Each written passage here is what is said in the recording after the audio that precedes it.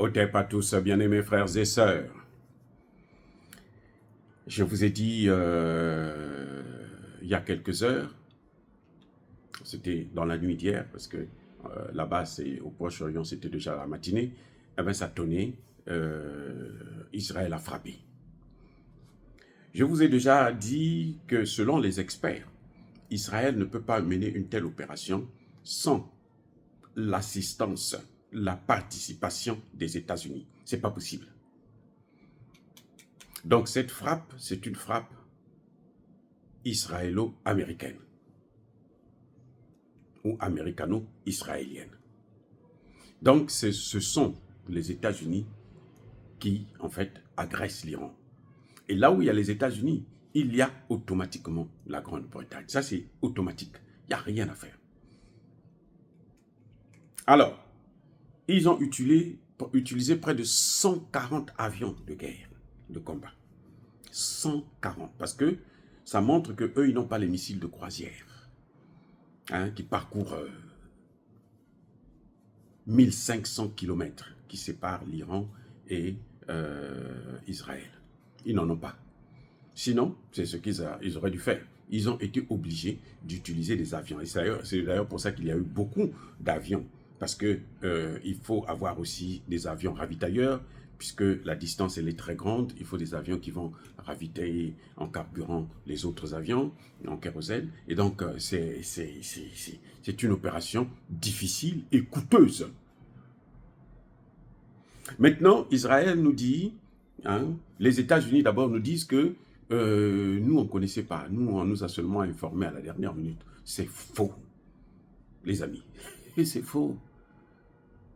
Les États-Unis ont été à la manœuvre depuis la détermination des cibles, depuis les endroits où il fallait cibler et autres. Ah oui, les États-Unis ont été là. Parce que, je répète encore, sans les États-Unis, une telle opération ne peut pas se faire. Ah oui, c'est comme ça. Maintenant, ils ont frappé. Ils ont dit qu'ils ont atteint les objectifs. Donc, parce qu'ils ont dit, on n'a pas ciblé les sites nucléaires et les sites pétroliers, on a ciblé seulement les sites militaires, les sites de lancement des missiles. Ils ont atteint leur objectif, non? Ce qu'ils ont dit. Donc, ils n'ont plus rien à craindre. Parce que l'Iran est paralysé. L'Iran ne peut plus répondre. Si vous suivez bien la logique, c'est comme ça que ça devrait se passer. L'Iran ne peut plus répondre. Mais, les Américains, les Anglais, d'ailleurs le Premier ministre anglais, lui c'est une tête fêlée. On croyait que lui, il allait faire mieux que les autres, mais alors, il est incompétent. Le Premier ministre britannique, là, c'est l'un des plus incompétents des ministres de la Grande-Bretagne. Je dis bien l'un des plus incompétents des premiers ministres que la Grande-Bretagne ait connu de toute son histoire. Il n'a pas de politique. Oui, il n'a pas d'objectif. Et lui, il ne fait que suivre les mouvements. Il pense que c'est comme ça. D'ailleurs, il est dans des problèmes de corruption et autres. Bref, ils ne veulent pas en parler parce que ça risque de déstabiliser encore plus un pays qui est déjà déstabilisé depuis l'intérieur. Alors, lui, il va dire que l'Iran, la riposte d'Israël a été limitée. Donc, l'Iran ne doit pas répondre. L'Iran doit arrêter, doit se taire, accepter maintenant la défaite.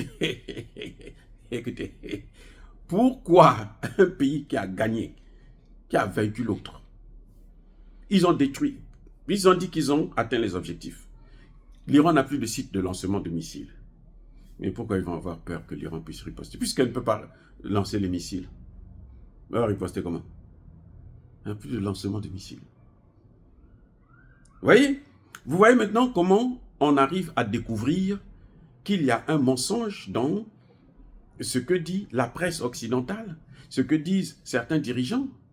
Je vous ai dit déjà que les États-Unis ont menti parce que Israël, à elle seule, ne peut pas mener une telle opération sans la participation directe des États-Unis. Ce n'est pas possible. Nous devons être là. Si nous, on n'est pas là, ils ne peuvent pas le faire. Mensonge. Ils disent que nous avons atteint nos objectifs. Et les objectifs, ce sont lesquels? Les sites de lancement des missiles. Ça veut dire quoi? Ça veut dire que Israël est paralysé aujourd'hui. Plutôt, l'Iran est paralysé et l'Iran ne peut pas riposter. Vous voyez? Et là encore, on voit que c'est un mensonge. Parce que si c'est la vérité, ils ne devaient pas s'inquiéter. Tous les pays occidentaux ont demandé, appellent l'Iran pour dire ça suffit, ne riposte plus. Parce que c'est bon, ils ont été modestes, ils ont seulement caressé. Et du côté de l'Iran, on vous dit que, mais attendez, plus de 75% de ces obus et bombes qu'ils ont envoyés là ont été interceptés. Plus de 75%. Il n'y a pratiquement pas de dégâts. Les dégâts sont vraiment mineurs.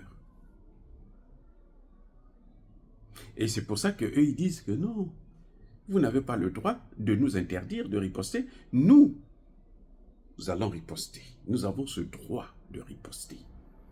Ce n'est pas à vous de nous demander qu'est-ce que nous devons faire. Vous savez, depuis un certain temps, l'Iran ne veut pas détruire son économie qui est en plein essor. Vous voyez, c'est ce qui fait que, vous voyez, l'Iran ne veut pas rentrer en guerre. L'Iran ne veut pas la guerre. En fait, c'est ça le problème.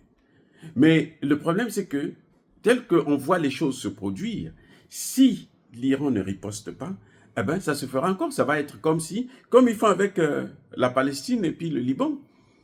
C'est-à-dire, à tout moment, quand on veut frapper, on a des armes et tout, on veut écouler le stock, on a un terrain d'expérimentation. On envoie, et c'est tout. Voilà. Vous voyez, c'est un peu ça. C'est pour ça que la position de l'Iran, à mon avis, elle est très, très, très difficile. Où l'Iran doit préserver son économie, où l'Iran doit affirmer sa puissance. Mais nous savons que l'Iran est une puissance maintenant mondiale. Ça, c'est incontestable. L'Iran a arrêté tout ce qu'ils ont envoyé là. L'Iran a arrêté ça. Maintenant, est-ce que l'Iran doit se contenter de ça ou bien l'Iran doit nettoyer son image? Que ce n'est pas un pays faible, c'est une puissance. Doit s'affirmer comme étant une puissance en frappant encore. Ça, c'est la question. Moi, je ne peux pas répondre à cette question. Les amis, je ne peux pas répondre. Je demande tout simplement qu'il puisse y avoir la paix au Proche-Orient, que ça s'arrête non seulement en Iran, mais au Liban, en Palestine.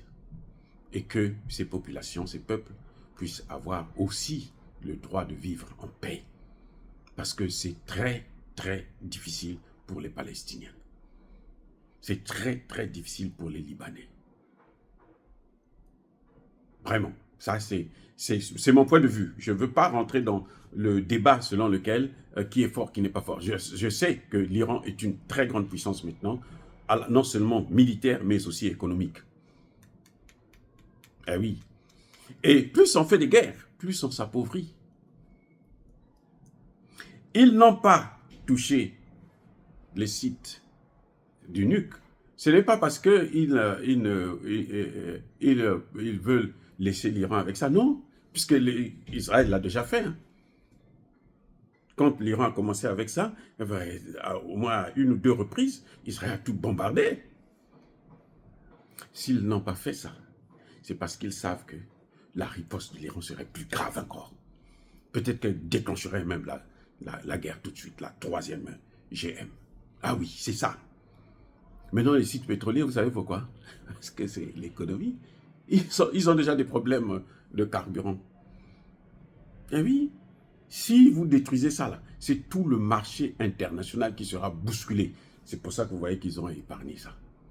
Ce n'est pas question de on ne veut pas la guerre, on ne veut pas... Non, c'est les habitudes des Américains. Vous voyez comment ils ont fait la Libye? La Libye est devenue une loque. C'est une loque, la Libye, là, c'est une loque. C'est un légume à cause d'eux. Et ils sont en train de faire ça aussi pour la Syrie. sont en train de vouloir détruire complètement la Syrie pour son pétrole. Leur problème, c'est ça. Vous voyez, le Liban, on veut prendre toute la partie là. Est-ce qu'ils vont pouvoir? Il y a un Dieu, le Dieu des vivants, le Dieu éternel, le vrai, pas celui qu'on cafouille là, le vrai Dieu. Il n'a pas encore dit son dernier mot. Soyez bénis, abondamment bénis par le Dieu des Kémites et par nos ancêtres évangélisés. Mais que tous ceux qui persécutent le continent africain, le pillent et le déstabilisent, qu'ils soient noirs, blancs, chinois, arabes, juifs, indiens, qui qu'ils soient punis, maudits, foudroyés, neutralisés, écrasés, effacés par le Dieu des Kémites et par nos ancêtres évangélisés. Vive l'Afrique éternelle, j'ai dit et j'assume.